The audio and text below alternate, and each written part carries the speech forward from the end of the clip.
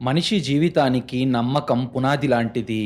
అందులోనూ కట్టుకున్న వాడి మీద, తోడబుట్టిన రక్త సంబంధం మీద ఉండే నమ్మకం ఎంత బలమైనదంటే, ప్రాణాలు పోయినా వాళ్ళు మనకు ద్రోహం చెయ్యరు అని మనం గుడ్డిగా నమ్ముతాం. కానీ ఆ నమ్మకమే ఒక నెత్తుటి ఉచ్చుగా మారితే ఎలా ఉంటుంది? ఎంత భయంకరంగా ఉంటుంది అనేది ఆలోచిస్తేనే మనకు భయం వేస్తుంది కదా! భర్తను చంపడానికి భార్య వేసిన పక్కా ప్లాన్ ఆమె మెడకే ఉరితాడుగా మారితే? హంతకులెవరు? బాధితులెవరు? మధ్యప్రదేశ్ రాష్ట్రంలోని దట్టమైన అడవుల సాక్షిగా జరిగిన ఈ మైండ్ బ్లాక్ క్రైమ్ స్టోరీ చూసే ముందు మీరు గనుక ఇలాంటి క్రైమ్ స్టోరీస్ రోజూ చూడాలి అనుకుంటే ఇప్పుడే ఈ వీడియోను లైక్ చేసి మా ఛానల్ను సబ్స్క్రైబ్ చేసుకోండి. మీరు చేసే చిన్న లైక్, ఒక సబ్స్క్రైబ్ మమ్మల్ని ఎంతో ఎంకరేజ్ చేసినట్టుగా ఉంటుంది. అది మధ్యప్రదేశ్ రాష్ట్రంలోని భోపాల్ సిటీకి ఒక 50 కిలోమీటర్ల దూరంలో ఉన్న ఒక ప్రశాంతమైన, బాగా డబ్బున్న వాళ్ళు ఉండే ప్రాంతం. ఆ ప్రాంతంలో విక్రమ్ పేరు చెప్తే ఒక భయం, ఒక గౌరవం ఉంటుంది. అతని వయస్సు 40 ఏళ్ళు. రియల్ ఎస్టేట్, మైనింగ్ వ్యాపారాల్లో విక్రమ్ తిరుగులేని ఆధిపత్యం చూపించేవాడు. వందల కోట్ల ఆస్తి, రాజకీయ పలుకుబడి అతని సొంతం. విక్రమ్ భార్య పేరు నిత్య. ఆమె వయస్సు 30 ఏళ్ళు. నిత్య చూడటానికి చాలా అందంగా, ఎవరినైనా ఆకర్షించే విధంగా ఉంటుంది. బయట నుండి చూసే వాళ్లకు నిత్య జీవితం ఒక మహారాణి జీవితంలాగా కనిపిస్తుంది. కానీ ఆ భోపాల్లోని అంత పెద్ద లగ్జరీ బంగ్లాలో ఆమె ఒక ఖరీదైన పంజరంలో బందీ అయిన పక్షి లాంటిది. విక్రమ్ పేరుకే పెద్ద మనిషి, కానీ విపరీతమైన శాడిజం, అనుమానం ఉన్నవాడు. తన భార్య నిత్య ఎవరితోనూ మాట్లాడకూడదు, ఒంటరిగా బయటకు వెళ్ళకూడదు. కనీసం ఆమె ఫోన్ ఎవరితో మాట్లాడాలో కూడా వాడి కంట్రోల్లోనే ఉండేది. ఇంట్లో పనివాళ్ల ముందు కూడా ఆమెను మాటలతో, ఒక్కోసారి చేతలతో విక్రమ్ చిత్రహింసలు పెట్టేవాడు. ఆ నరకం భరించలేకపోయిన నిత్య ఒకరోజు ధైర్యం చేసి, నీతో నేను బతకలేను విక్రమ్, నాకు విడాకులు కావాలి అని అడగ్గా, నీకు విడాకులిస్తే ఇన్నాళ్ళు నేను సంపాదించుకున్న నా పరువు మొత్తం పోతుంది. నీ జీవితం కంటే నా పరువే విలువైనది. కాబట్టి నువ్వు ఈ ఇంట్లో బానిసలా చావాల్సిందే అని తేల్చి చెప్పేశాడు. రోజులు గడిచే కొద్దీ నిత్యలో భయం పోయి దాని స్థానంలో విపరీతమైన పగ, కసి పుట్టుకొచ్చాయి. విక్రమ్ ఉన్నంతకాలం తనకు స్వేచ్ఛ ఉండదు. అదే వాడు చచ్చిపోతే ఈ 100 కోట్ల ఆస్తికి తానే మహారాణి అని ఆమె మనసులో ఒక చీకటి ఆలోచన మొలకెత్తింది. కానీ విక్రమ్ను చంపడం మాత్రం అంత ఈజీ కాదు. వాడు చాలా అతి తెలివైనవాడు. ఎప్పుడూ 2 బాడీ గార్డ్స్ వాడి వెనకాలే ఉంటారు. దానికి తోడు వాణ్ణి చంపితే ఫస్ట్ అనుమానం వచ్చేది తన మీదే అని నిత్యకు తెలుసు. అందుకే ఆమెకు నమ్మకమైన, తన కోసం ఏదైనా చేసే ఒక మనిషి కావాలి అని నిత్య ఫిక్స్ అయ్యింది. అప్పుడే ఆమె కళ్ళు తన కజిన్ బ్రదర్ అయిన వంశీ మీద పడ్డాయి. వంశీ వయస్సు 28 ఏళ్ళు. వాడికి జల్సాలు ఎక్కువ, బుర్ర తక్కువ. క్రికెట్ బెట్టింగుల్లో లక్షల రూపాయలు పోగొట్టుకొని అప్పుల వాళ్ళ భయంతో ప్రాణాలు అరచేతిలో పెట్టుకొని బతుకుతున్నాడు. నిత్య ఒకరోజు వంశీని రహస్యంగా కలిసింది. వాడికి ఉన్న అప్పుల బాధను తన ఆయుధంగా మార్చుకుంది. రే వంశీ, మా ఆయన వాడి శాడిజంతో రోజు నన్ను చంపుతున్నాడ్రా. వాడి పీడ వదిలించుకోవాలనుకుంటున్నా. నువ్వు గనక వాణ్ణి లేపేశావనుకో, నా అకౌంట్లో ఉన్న 2 కోట్లు నీకిచ్చేస్తాను. ఆ డబ్బుతో నువ్వు నీ అప్పులు తీర్చేసుకొని ఇండియా వదిలేసి చిన్నప్పటి నుండి నువ్వు కలలు కన్నట్టు ఆస్ట్రేలియా వెళ్ళిపోవచ్చు. నీకు పాస్పోర్ట్, వీసా అన్నీ నేనే రెడీ చేస్తాను అని బంపర్ ఆఫర్ ఇచ్చింది. 2 కోట్లు అనగానే వంశీ కళ్ళు జిగేలుమన్నాయి. అప్పుల వాళ్ళ చేతిలో చావడం కంటే బావను చంపి ఆస్ట్రేలియాలో సెటిల్ అవ్వడం బెటర్ అని ఆ నెత్తుటి డీల్కి వంశీ ఒప్పుకున్నాడు. వాళ్ళిద్దరూ కలిసి ఒక పక్కా మాస్టర్ ప్లాన్ వేశారు. భోపాల్కు దూరంగా పన్నా టైగర్ రిజర్వ్ ఫారెస్ట్ ఏరియాలో విక్రమ్కు ఒక పాత ఫామ్ హౌస్ ఉంది. వీకెండ్స్లో అప్పుడప్పుడు విక్రమ్ ఒంటరిగా అక్కడికి వెళ్ళి మందు తాగి రిలాక్స్ అవ్వడం అతనికి అలవాటు. అయితే వచ్చే శుక్రవారం విక్రమ్ ఆ ఫామ్ హౌస్కి వెళ్తున్నాడని నిత్యకు తెలుసు. దాని గురించి వంశీకి చెప్పడం మొదలుపెట్టిన నిత్య, అక్కడికి బాడీగార్డ్స్ రాకూడదు అనేది మా ఆయన రూల్ రా, కాబట్టి అక్కడ వాడొక్కడే ఉంటాడు. అర్ధరాత్రి నువ్వు ఫామ్ హౌస్కి వెళ్ళి వాడిని గన్తో కాల్చి చంపేసి వాడి బాడీని అక్కడే ఆ అడవిలోనే ఎక్కడో చోట పూడ్చేయి. వాడు తిరిగి రాకపోతే ఎటో వెళ్ళిపోయాడని నేను పోలీసులకు మిస్సింగ్ కంప్లైంట్ ఇస్తాను. వాడి శవం దొరకనంత వరకు అది హత్య అని ఎవ్వరూ ప్రూవ్ చేయలేరు. కానీ ఒక్కటి గుర్తుపెట్టుకో వంశీ, చాలా జాగ్రత్తగా ఈ ప్లాన్ని వర్కౌట్ చేయాలి. కొంచెం తేడా వచ్చినా కానీ వాడు మన ఇద్దరినీ లేపేస్తాడు. అని నిత్య తన ప్లాన్ అంతా వంశీకి చెప్పింది. వంశీ ఇల్లీగల్గా బ్లాక్ మార్కెట్లో ఒక నాటు తుపాకీ కొనుక్కొని శుక్రవారం రాత్రి కోసం రెడీ అయ్యాడు. నిత్య, వంశీ ఎదురు చూసిన శుక్రవారం రాత్రి రానే వచ్చింది. భోపాల్ బంగ్లాలో నిత్య గుండె వేగంగా కొట్టుకుంటుంది. అప్పుడు సమయం రాత్రి 1 గంట దాటింది. వంశీ ఆ ఫారెస్ట్ ఏరియాలోని విక్రమ్ ఫామ్ హౌస్కి చేరుకున్నాడు. చీకట్లో ఆ ఫామ్ హౌస్ లోపలికి దొంగతనంగా దూరి చూడగా విక్రమ్ మందు తాగి హాల్లోని సోఫాలో పనుకుంటున్నాడు. వంశీ గన్ తీసి విక్రమ్ తలకి గురిపెట్టాడు. అంతే, ఆ ఫామ్ హౌస్ మొత్తం కాల్పుల మోతతో దద్దరిల్లింది. 2 నిమిషాల తర్వాత నిత్య ఫోన్కి వంశీ నుండి పని పూర్తయిందక్క, నీ మొగుడు శవమైపోయాడు, వీడిని పూడ్చేసి వస్తా, నాకు ఇస్తాన్న 2 కోట్లు రెడీ చేసుకో అని ఒక మెసేజ్ వచ్చింది. ఆ మెసేజ్తో పాటు ఒక ఫోటో కూడా వచ్చింది. ఆ ఫోటో చూసి నిత్య మొహంలో ఒక క్రూరమైన ఆనందం కనిపించింది. ఆ ఫోటోలో ఉన్నది సోఫాలో నెత్తుటి మడుగులో పడి ఉన్న విక్రమ్. వాడి తల పక్కన నుండి రక్తం కారుతుంది. వాడు చచ్చిపోయాడు అని నిత్య కన్ఫర్మ్ చేసుకుంది. మరుసటి రోజు ఉదయాన్నే వంశీ భోపాల్ బంగ్లా వెనక వైపుకి దొంగతనంగా వచ్చాడు. నిత్యవాడికి 2 కోట్ల రూపాయల డబ్బుతో నిండి ఉన్న బ్యాగ్ ఇచ్చి, రే వంశీ, వాడి బాడీని ఏం చేశావు అని అడిగింది. దానికి వంశీ నవ్వుతూ, ఆ అడవిలో ఉన్న ఒక పెద్ద బావి లాంటి పాడుబడిన గుంతలో పడేసి పైన రాళ్లతో మట్టితో కప్పేశానక్క, ఇంకో 10 ఏళ్ళైనా కానీ నీ మొగుడి శవం ఎవ్వరికీ దొరకదు, నువ్వేం కంగారు పడకు, ఇక నీకు స్వేచ్ఛ వచ్చినట్టే, నేను వెళ్తున్నాను మరి అని చెప్పి వంశీ అక్కడి నుండి ముంబై ఫ్లైట్ పట్టుకొని అక్కడి నుండి ఆస్ట్రేలియాకి పారిపోయాడు. నిత్య ప్లాన్ 100% సక్సెస్ అయ్యింది. ఇప్పుడు తను 100 కోట్ల ఆస్తికి ఒంటరి వారసురాలు. కానీ ఆమె ఆనందాన్ని బయటపడనీయకుండా ఒకరోజు ఆగి తన భర్త ఫామ్ హౌస్కి వెళ్ళొచ్చి తను ఇంకా ఇంటికి రాలేదని, ఫామ్ హౌస్కి కూడా వెళ్ళి చెక్ చేశానని, అక్కడ కూడా లేడని పర్ఫెక్ట్గా ఏడుస్తూ భోపాల్ పోలీస్ స్టేషన్లో కంప్లైంట్ ఇచ్చింది. దాంతో పోలీసులు రంగంలోకి దిగారు. ఈ కేసుని ఇన్వెస్టిగేషన్ చేయడానికి ఏసీబీ భార్గవ్ ఎంట్రీ ఇచ్చాడు. భార్గవ్ చాలా సైలెంట్ కిల్లర్ లాంటి ఆఫీసర్. క్రైమ్ సీన్లో మనిషి కదలికలను బట్టి వాళ్ళ సైకాలజీని పసిగట్టగలడు. భార్గవ్ తన టీంతో కలిసి పన్నా అడవుల్లో ఉన్న ఆ పెద్ద విక్రమ్ ఫామ్ హౌస్కి వెళ్ళాడు. లోపల వెతికితే సోఫా కవర్ మీద, నేల మీద ఒక పెద్ద రక్తపు మరక లాంటిది కనిపించింది. ఎవరో ఆ రక్తాన్ని తుడిచేయడానికి ట్రై చేసిన ఆనవాళ్లు అక్కడున్నాయి. దాంతో భార్గవ్కు అర్థమైపోయింది, ఇది మిస్సింగ్ కేసు కాదు, పక్కా హత్య అని. కానీ బాడీ ఎక్కడా దొరకలేదు. 2 రోజుల పాటు అడవంతా జల్లెడ పట్టినా ఫలితం లేదు. దాంతో భార్గవ్ నేరుగా నిత్య దగ్గరకు వచ్చి ఆమెను క్రాస్ క్వశ్చన్ చేయడం మొదలుపెట్టాడు. చూడండి మేడం, మీ ఆయనకు శత్రువులు ఎవరైనా ఉన్నారా? అసలు ఆ ఫామ్ హౌస్కి ఎవరెవరు వెళ్తారు? ఆయనకేమైనా ఎవరితో అయినా ఆస్తి తగాదాలు ఉన్నాయా? లాంటి ప్రశ్నలతో నిత్యని భార్గవ్ ఉక్కిరి బిక్కిరి చేశాడు. కానీ నిత్య ఒక ప్రొఫెషనల్ నటిలాగా ఏడుస్తూ, మా ఆయనకు చాలామంది బిజినెస్ శత్రువులు ఉన్నారు సార్, వాళ్ళే ఆయన్ని కిడ్నాప్ చేసి ఉంటారు, నాకు ఆయన ప్రాణాలతో కావాలి సార్, మీరే ఎలాగైనా మా ఆయన్ని ప్రాణాలతో తీసుకురావాలి సార్ అని కన్నీరు మున్నీరుగా ఏడిచింది. కానీ ఎందుకో భార్గవ్కు మాత్రం నిత్య మీద అనుమానం ఉంది. ఎందుకంటే భర్త చనిపోతే 100 కోట్ల ఆస్తి ఆమెకే వస్తుందని అతనికి తెలుసు. దాంతో ఆమె call data, bank transaction history అన్నీ చెక్ చేశాడు. కానీ నిత్య వంశీకి తన మొగుడు ఇంట్లో దాచిన బ్లాక్ మనీ ఇచ్చింది కాబట్టి ఎలాంటి బ్యాంక్ ట్రాన్సాక్షన్ కానీ ఆధారం కానీ దొరకలేదు. వంశీ ఎలాగో ఆస్ట్రేలియాలో ఉన్నాడు కాబట్టి వాడి కాల్ డేటా కూడా ట్రేస్ అవ్వలేదు. భార్గవ్ ఎన్ని రకాలుగా ట్రై చేసినా శవం దొరక్కపోవడం, సరైన సాక్ష్యం లేకపోవడంతో నిత్యను అరెస్ట్ చేయలేకపోయాడు. 3 నెలలు గడిచాయి. పోలీసుల ఇన్వెస్టిగేషన్ ఒక కొలిక్కి రాలేదు. విక్రమ్ను ఎవరో గుర్తు తెలియని వ్యక్తులు చంపేశారు అని కేసు ఫైల్ని పోలీసులు కూడా పక్కన పెట్టేశారు. నిత్య తన లాయర్ల ద్వారా విక్రమ్ ఆస్తిని తన పేరు మీదకు మార్చుకునే పనులు మొదలుపెట్టింది. ఆమెకు ఇక తిరుగులేదు, ప్రపంచంలో తనను ఆపేవాడు లేడు అని ఒకరోజు రాత్రి విక్రమ్ కుర్చీలో కూర్చొని ఆనందంగా వైన్ తాగుతుంది నిత్య. ఆ పెద్ద బంగ్లాలో ఇప్పుడు ఆమె ఒంటరిగా ఉంది. విజయం సాధించిన గర్వం, అహంకారం ఆమె కళ్ళల్లో స్పష్టంగా కనిపిస్తుంది. సరిగ్గా అప్పుడే నిత్య ఫోన్కి ఒక గుర్తు తెలియని నెంబర్ నుండి ఒక వాట్సాప్ మెసేజ్ వచ్చింది.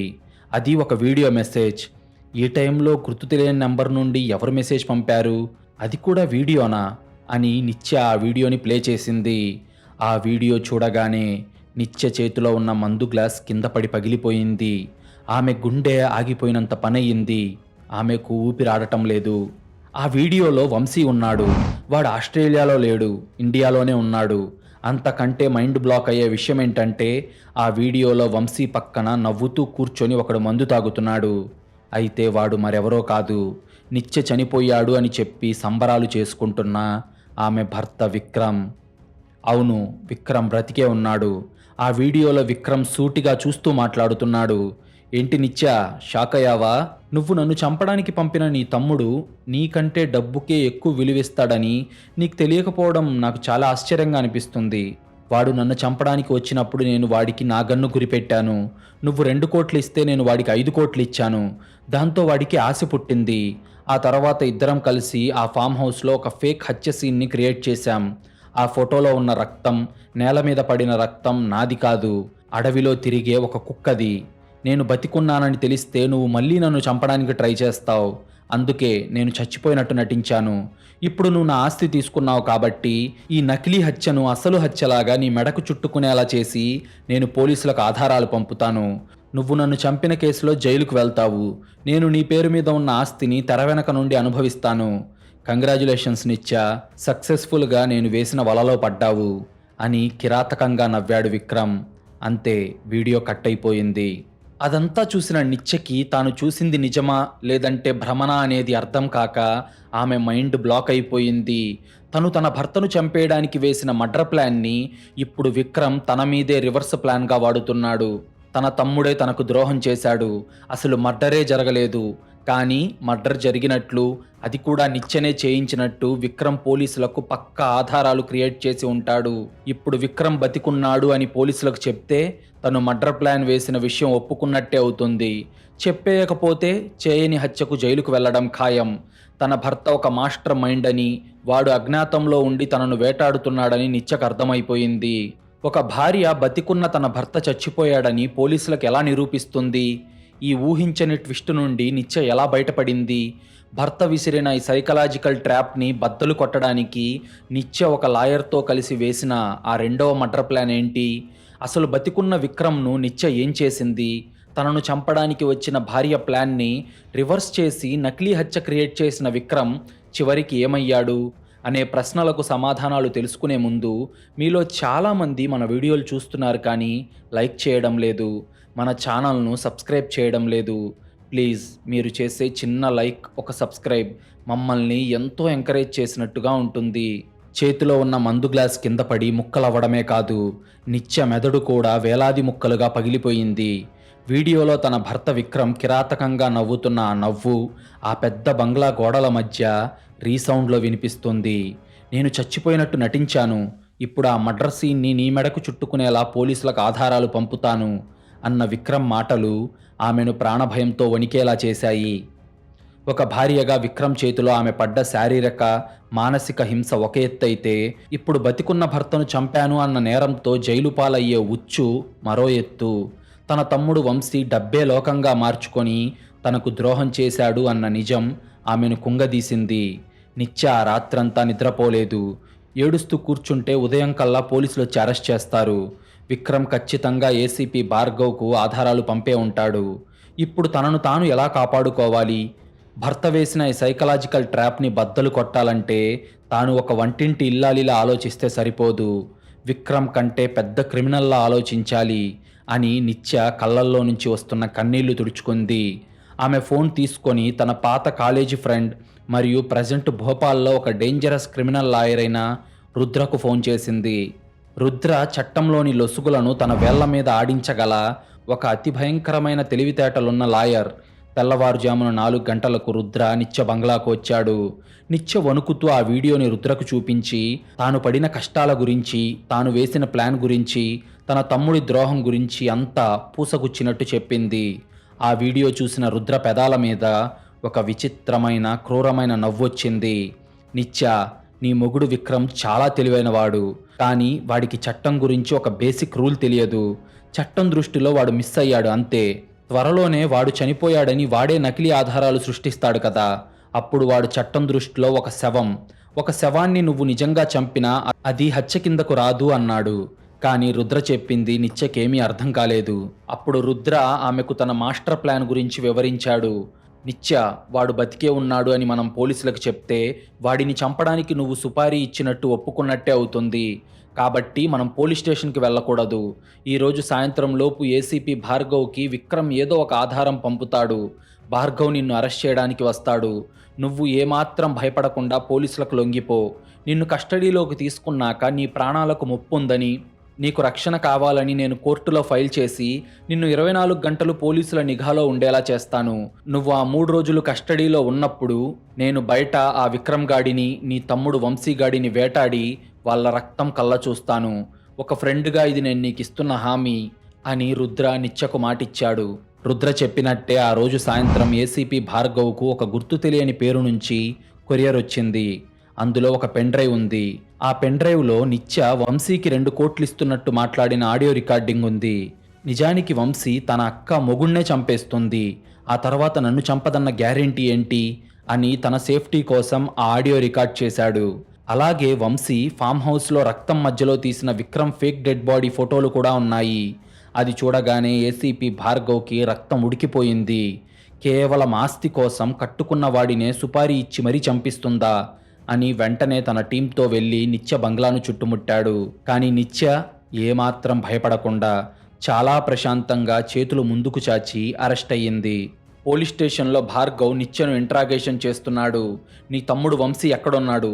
విక్రమ్ బాడీని ఎక్కడ పూడ్చారు అని గట్టిగా అరుస్తున్నాడు. నిత్య కేవలం ఏడుస్తూ, సార్ నాకేమీ తెలియదు సార్, ఎవరో ఒక ఫేక్ ఆడియో క్రియేట్ చేశారు, నేను ఏ తప్పు చేయలేదు అని పర్ఫెక్ట్గా నటిస్తుంది. ఇంతలో రుద్ర వెంటనే కోర్టు నుండి ఆర్డర్స్ తీసుకొచ్చి నిత్య ప్రాణాలకు ముప్పుందని, ఆమెను జైలుకు పంపకుండా పోలీస్ స్టేషన్లోని ప్రత్యేక సెల్లో మహిళా పోలీసుల రక్షణలో 24 గంటలు ఉంచేలాగా ఆర్డర్ తెచ్చాడు. నిత్య ఇప్పుడు 100% పక్కా సాక్ష్యంతో చట్టం చేతుల్లో సురక్షితంగా ఉంది. ఇక బయట రుద్ర ఏమో తన వేట మొదలుపెట్టాడు. విక్రమ్ పంపిన ఆ వీడియో ఫైల్ తాలూకు ఐపీ అడ్రస్ మరియు లొకేషన్ డీటెయిల్స్ని తనకు తెలిసిన సైబర్ హ్యాకర్స్ ద్వారా ట్రేస్ చేయించాడు. ఇక్కడే వంశీ లాంటి మొద్దు మనిషి ఒక పెద్ద తప్పు చేశాడు. వాడు ఆ వీడియోను పంపడానికి వాడిన ఇంటర్నెట్ కనెక్షన్ మధ్యప్రదేశ్లోని గ్వాలియర్ శివార్లలో ఉన్న ఒక పాత గెస్ట్ హౌస్ది అని తేలింది. భోపాల్ పోలీసుల కళ్ళు గప్పి విక్రమ్, వంశీ ఇద్దరూ ఆ గ్వాలియర్ గెస్ట్ హౌస్లో దాక్కున్నారు. రుద్ర తనకు తెలిసిన 2 ప్రొఫెషనల్ కిల్లర్స్ని తీసుకొని అర్ధరాత్రి ఆ గ్వాలియర్ గెస్ట్ హౌస్కి చేరుకున్నాడు. అప్పుడు సమయం రాత్రి 12 గంటలవుతుంది. బయట కుండపోత వర్షం పడుతుంది. గెస్ట్ హౌస్ లోపల విక్రమ్, వంశీ ఫుల్గా మందు తాగి సెలబ్రేట్ చేసుకుంటున్నారు. బావా, రేపు నిత్య జైలుకు వెళ్ళిపోయిందన్న న్యూస్ రాగానే మనం ఈ 5 కోట్లు తీసుకొని నేపాల్ బార్డర్ దాటేద్దాం. ఆ తర్వాత నీ ఆస్తిని బినామీ పేర్లతో అమ్మేద్దాం అని వంశీ నవ్వుతూ అంటున్నాడు. నీ అక్క నిత్య నా పవర్ ఏంటో తెలుసుకోలేకపోయిందిరా వంశీ. జీవితకాలం అది జైల్లోనే కుళ్ళి చేస్తుంది అని గర్వంగా అంటూ ఉండగా గెస్ట్ హౌస్ మెయిన్ డోర్ బద్దలు కొట్టుకొని రుద్ర లోపలికి ఎంటర్ అయ్యాడు. రుద్ర మనుషులు క్షణాల్లోనే విక్రమ్, వంశీలను కింద పడేసి వాళ్ళ తలలకు గన్సు గురిపెట్టారు. అది చూసిన విక్రమ్కి మైండ్ బ్లాక్ అయింది. ఎవడరా నువ్వు? నీకెంత డబ్బు కావాలంటే అంత ఇస్తాను, నన్ను వదిలేయి అని వణుకుతూ అడిగాడు. అప్పుడు రుద్ర నవ్వుతూ, నాకు డబ్బక్కర్లేదురా విక్రమ్, నేను నిత్య లాయర్ని. చట్టం దృష్టిలో నువ్వు ఆల్రెడీ చచ్చిపోయావు కదా, ఇప్పుడు ఆ పనిని ప్రాక్టికల్గా పూర్తి చేయడానికే నేనిక్కడికి వచ్చాను అన్నాడు రుద్ర. ఆ మాట వినగానే విక్రమ్, వంశీల కళ్ళల్లో ప్రాణభయం స్పష్టంగా కనిపించింది. రుద్ర చాలా సైలెంట్గా వంశీ జేబులో ఉన్న నాటు తుపాకీ తీసుకొని విక్రమ్ దగ్గరకు వెళ్ళి వాడి జుట్టు పట్టుకొని పైకెత్తాడు. రే విక్రమ్, ఒక ఆడదాన్ని గదిలో బంధించి చిత్రహింసలు పెట్టడం కాదురా మగతనం అంటే. నీ అహంకారం, నీ సైకలాజికల్ గేమ్ ఇప్పుడు నీ ప్రాణాలకే ఎసురు తెచ్చింది అని చెప్పి ఏమాత్రం కనికరం లేకుండా ఆ నాటు తుపాకీతో విక్రమ్ గుండెల మీద 2 సార్లు కాల్చాడు. ఢామ్ ఢామ్ అని భయంకరమైన శబ్దంతో విక్రమ్ గుండెలు చీల్చుకొని బుల్లెట్లు అతని శరీరం లోపలికి వెళ్ళాయి. దాంతో రక్తం కక్కుకుంటూ విక్రమ్ ప్రాణాలు వదిలాడు. తను ఆడిన నాటకంలో తనే బలైపోయాడు. అదంతా చూసిన వంశీకి ప్యాంటు తడిచిపోయింది. వణికిపోతూ, సార్ నన్ను వదిలేయండి సార్, మా అక్కకు నేను ఈ నిజం చెప్పేస్తాను సార్, ఆమె నిర్దోషి, నేనే హత్య చేశానని సాక్ష్యం కూడా చెప్తాను సార్ అని ఏడ్చాడు. అప్పుడు రుద్ర కిరాతకంగా నవ్వి, నీ సాక్ష్యం మాకు అక్కర్లేదురా ద్రోహి, నువ్వే ఇప్పుడు మాకు అతి ముఖ్యమైన బలిపశువ్వి అంటూ విక్రమ్ను కాల్చిన ఆ తుపాకీని బలవంతంగా వంశీ చేతిలో పెట్టి వాడి వేలుముద్రలు దాని మీద పడేలా చేశాడు. ఆ తర్వాత వాడిని ఒక కుర్చీకి కట్టేసి విక్రమ్ ఇచ్చిన 5 కోట్లున్న బ్యాగ్ని వాడి కాళ్ళ దగ్గరే పడేశాడు. ఆ వెంటనే రుద్ర ఏసీపీ భార్గవ్కు ఒక గుర్తు తెలియని ఫేక్ నంబర్ నుండి ఫోన్ చేసి గ్వాలియర్ గెస్ట్ హౌస్ అడ్రస్ ఇచ్చి అక్కడి నుండి మాయమయ్యాడు. అప్పుడు సమయం తెల్లవారుజామున 5 గంటలవుతుంది. ఏసీపీ భార్గవ్ తన టీంతో గ్వాలియర్ గెస్ట్ హౌస్కి చేరుకున్నాడు. ఆ గెస్ట్ హౌస్ లోపల ఉన్న దృశ్యం చూసి భార్గవ్కు గుండె ఆగినంత పనయ్యింది. నేల మీద విక్రమ్ డెడ్ బాడీ రక్తపు మడుగులో పడి ఉంది. పక్కనే కుర్చీలో వంశీ కట్టేయబడి ఉన్నాడు. అతని చేతిలో తుపాకీ ఉంది. కాళ్ల దగ్గర 5 కోట్ల రూపాయల డబ్బుంది. భార్గవ్ వెంటనే వెళ్ళి విక్రమ్ చేతి నాడి చెక్ చేశాడు. బాడీ ఇంకా పూర్తిగా చల్లబడలేదు. రక్తం పచ్చిగానే ఉంది. అప్పుడు భార్గవ్, ఏంటిది? విక్రమ్ చనిపోయింది గత శుక్రవారం ఫామ్ హౌస్లో కదా, కానీ ఇక్కడ బాడీ చూస్తే గంట క్రితమే చచ్చిపోయినట్టుంది. పైగా ఈ వంశీ ఇక్కడ ఇలా ఉన్నాడేంటి అని భార్గవ్ తన బుర్రకి పని చెప్పాడు. అప్పుడే ఫోరెన్సిక్ టీం అక్కడికి వచ్చి వాళ్ళు కూడా చనిపోయింది విక్రమే అని కన్ఫర్మ్ చేశారు. పైగా చనిపోయింది కరెక్ట్గా 3 గంటల క్రితమే అన్న విషయం కూడా భార్గవ్కి క్లారిటీ వచ్చేసింది. ఆ నిజం తెలియగానే ఏసీపీ భార్గవ్కు మైండ్లో ఒక పెద్ద లైట్ వెలిగింది. విక్రమ్ చనిపోయింది 3 గంటల క్రితమైతే నిత్య గత 3 రోజులుగా తన కళ్ళ ముందే పోలీస్ స్టేషన్లో లాకప్లో 24 గంటలు సీసీటీవీ నిఘాలో ఉంది. అంటే విక్రమ్ను నిత్య చంపడం ఇంపాసిబుల్. ఆమె నిర్దోషి అని చెప్పడానికి ఆమె వైపు 100% పక్కా సాక్ష్యం ఉంది. అప్పుడే భార్గవ్ కళ్ళు కుర్చీలో కట్టేసి ఉన్న వంశీ మీద పడ్డాయి. వంశీ ఏడుస్తూ, సార్, మా అక్కే ఆమె లాయర్తో కలిసి మర్డర్ చేయించింది సార్. విక్రమ్ బావని నేను ముందు చంపలేదు సార్, అలా అని ఇప్పుడు కూడా చంపలేదు సార్. మేమిద్దరం కలిసి నాటకం ఆడాం అంతే సార్, నన్ను నమ్మండి సార్ అని అరుస్తున్నాడు. కానీ భార్గవ్ మాత్రం కోపంగా వాడి చెంప పగలకొట్టి, నోరు మూయరా బ్లడీ క్రిమినల్, మీ అక్కని ఇరికించడానికి నువ్వు విక్రమ్ కలిసి ఫేక్ మర్డర్ క్రియేట్ చేశారు, ఇక్కడ తలదాచుకున్నారు. కానీ మీ ఇద్దరి మధ్య ఈ 5 కోట్ల రూపాయల డబ్బుల విషయంలో తేడా వచ్చింది. అందుకే నువ్వు విక్రమ్ని కాల్చి చంపావు. నువ్వు డబ్బు తీసుకొని పారిపోదాం అనుకునే లోపు ఇదంతా చూసిన ఎవరో నిన్ను కట్టేసి పోలీసులకు ఇన్ఫార్మ్ చేశారు. మీ అక్క ఎంత అమాయకురాలో నాకు ఇప్పుడు అర్థమైంది అని గట్టిగా అరిచాడు. ఒక సైకలాజికల్ గేమ్ను చట్టం కళ్ళతో చూస్తే ఎలా ఉంటుందో రుద్ర ముందే ఊహించి కరెక్ట్గా అదే స్టోరీ పోలీసుల బుర్రలోకి ఎక్కేలాగా ఆ క్రైమ్ సీన్ మొత్తాన్ని సెట్ చేశాడు. వంశీ చేతిలో గన్, ఫేక్ ఆడియో రికార్డింగ్ అన్నీ ఇప్పుడు వాడి మెడకే ఉరితాడుగా మారాయి. మరుసటి రోజు ఉదయం నిత్యను పోలీస్ స్టేషన్ నుండి రిలీజ్ చేసిన ఏసీపీ భార్గవ్, నన్ను క్షమించండి నిత్య గారు, మీ తమ్ముడే మీ ఆస్తి కోసం మీ భర్తను కిడ్నాప్ చేసి ఒక ఫేక్ మర్డర్ క్రియేట్ చేసి ఆ డబ్బు కోసం చివరికి మీ ఆయన్ని నిన్న రాత్రే చంపేశాడు. మేము ఆ రాస్కెల్ని అరెస్ట్ చేశాం. మీ భర్త పోయిన బాధ నేను తీర్చలేను, కానీ ఆ వంశీకి బలమైన శిక్ష పడేలా చేసి మీకు న్యాయం చేస్తాను అని భార్గవ్ మాటిచ్చాడు. నిత్య కళ్ళల్లో నీళ్లు తిరుగుతున్నాయి. కానీ ఆమె మనసులో మాత్రం ఒక అగ్నిపర్వతం చల్లారినంత ప్రశాంతంగా ఉంది. తనను బానిసలా చూసిన విక్రమ్ను, తనకు ద్రోహం చేసిన తన తమ్ముణ్ణి, ఇద్దరిని ఒకే దెబ్బతో అంతం చేసింది అనే ఆనందం ఆమె ఒంట్లోని ప్రతి నరంలో ఉంది.